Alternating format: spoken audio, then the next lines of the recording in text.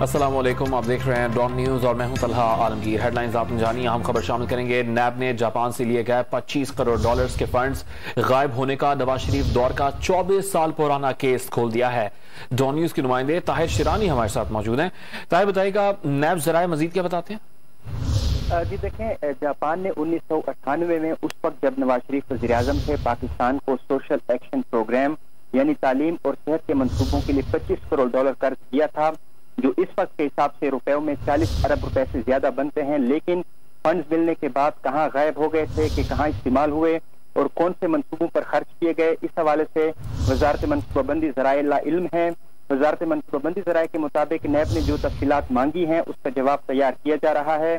ज़राए के मुताबिक फंड्स कहाँ इस्तेमाल हुए, वजारत को इस बारे में इल्म है और न ही जापान से लिए गए 25 करोड़ डॉलर फंड के इस्तेमाल का कोई रिकॉर्ड मौजूद है।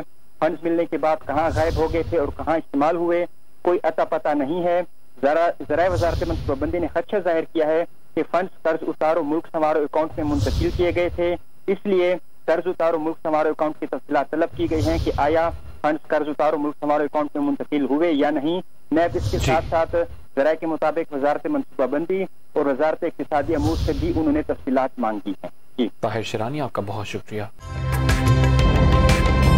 ताज़ा तरीन वीडियोस के लिए हमारा YouTube चैनल सब्सक्राइब करके बेल आइकन प्रेस कीजिए ताकि आपको मिले हर अपडेट सबसे पहले।